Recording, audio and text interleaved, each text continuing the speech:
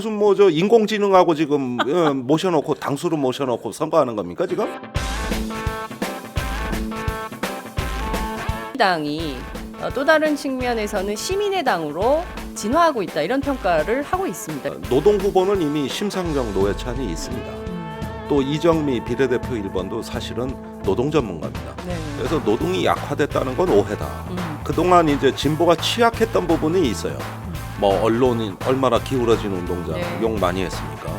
근데 욕만 하고 있을 수 없죠. 이제 네. 한 달 앞으로 다가가는데 불평만 늘어놓고 있어봤자 네. 무능한 진보됩니다. 해결사 나와야 됩니다. 군대라고 할까 국방이라고 하는 거 중요한 민생입니다. 네. 단순히 어떤 군대 문제뿐만 아니라 일자리 문제, 청년 문제, 병역제도 네. 이 세 가지를 다 융합해서 앞으로는 정책을 수립해야 되거든요. 근데 다 따로 했잖아요. 그러니까 이게 중요한 민생이라는 거죠. 그래서 아니 더불어민주당 제1야당 이거 어떻게 하면 좋냐. 우리한테 설득력 있는 설명이 필요하고 앞으로 민주당의 이 문제에 대한 결의가 어떻게 되는 것인지 네. 보다 좀 책임 있는 답변이 나오셔야 된다. 아니 뭐 민주당이 알파고 정당입니까? 뭐 보이지 않는 시스템이 누가 이런 거야? 그러니까 좀 문 시스템 한번 컴퓨터 파일 까기만 하면 컷오프가 줄줄이 나온다는 거 아니야, 그지? 그게 무슨 뭐 저 인공지능하고 지금 모셔놓고 당수로 모셔놓고 선거하는 겁니까 지금? 인간이 하는 겁니다. 네. 예. 근데 나온 결과가 별로 인간적이질 못해요. 특히 뭐 필리버스터에서 정청래 공천 탈락까지 이어지는 일련의 과정은 인간의 관점으로 이해하기는 좀 곤란해요. 우리 이제 사자성어에 역치 순수라는 말이 있습니다. 그러니까 취할 때는 거스르고 네. 지킬 때는 어떤 순수한 원리를 따른다 이런 이야기거든요. 그러니까 야당일 때는 강하게 야성을 발휘해라. 순수. 지킬 때는 순리를 따라라. 그러니까 집권을 했을 때는 네, 이제 순리대로 순리대로. 가야 된다. 그러니까 거스르지 말고 이런 말인데 그건 옛날 이야기입니다. 야당에게 역치, 그러니까 취할 때 거스르는 것만 바라는 게 아니라 네. 지킬 능력이 있다는 것을 야당이 갖추고 있어야 됩니다. 그걸로 가는 길이 야권 연대예요. 우선 시간이 척박합니다. 네. 이번에 야권 연대가 우리가 저 준비가 부실했거나 이것이 좌절돼 가지고 자칫 여러 어떤 그 전략 지역에서 네. 패배가 야권이 연대하지 못해서 패배로 귀결이 되는 경우에는 우리는 국민의 심판을 기다려야 됩니다. 이건 역사의 죄를 짓는 거예요.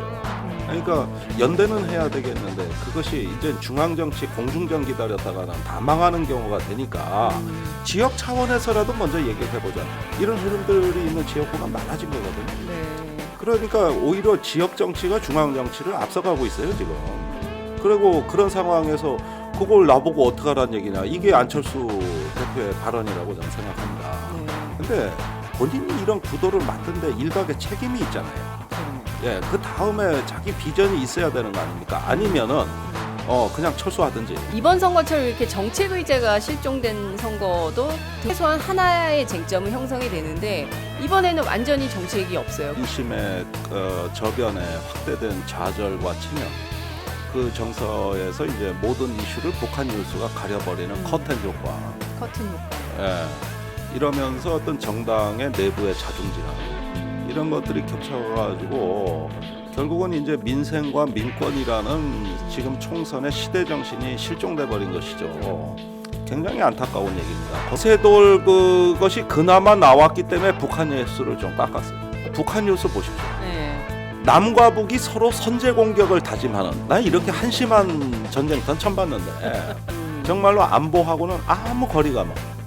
아주 불안 그 자체를 목적으로 하는 이런 국가끼리 으르렁거리는 저 언론은 네. 사회적 공기가 아니라 흉기입니다. 흉기. 그래서 저는 근본적으로는 지금 현재 진보 세력, 야권 세력들이 이 현 시대 정신을 못 읽고 있기 때문이라고 생각합니다. 네. 현실과 팩트는 어떤 거냐면은 국민들에게 현재 시대 정신은 불안입니다. 불안. 그렇죠. 그러니까 어떤 불안이냐? 일단 우리에게는 사회적 불안이 굉장히 컸습니다. 맞습니다. 그 사회적 불안이라는 것은 뭐 세월호 문제라든가 또는 메르스 사태라든가 또는 뭐 잦은 안전사고의 발생 이런 걸 통해 가지고 국민들은 사회적 불안감을 느끼고 있습니다. 불안으로부터 어떠한 안전한 사회를 만들 것인가? 네. 저는 경제적으로도 우리가 안전, 이 외교적으로도 안전, 안보적으로도 안전, 사회적으로도 안전. 그래서 지난번인가 제가 김종인 단장이 지지 한번 할 때 선거 총선에서도 이 경제 문제하고 북풍을 비롯한 안보 문제를 융복합적으로 사고하는 네. 선거 전략이 필요하다고 했습니다. 그는 바로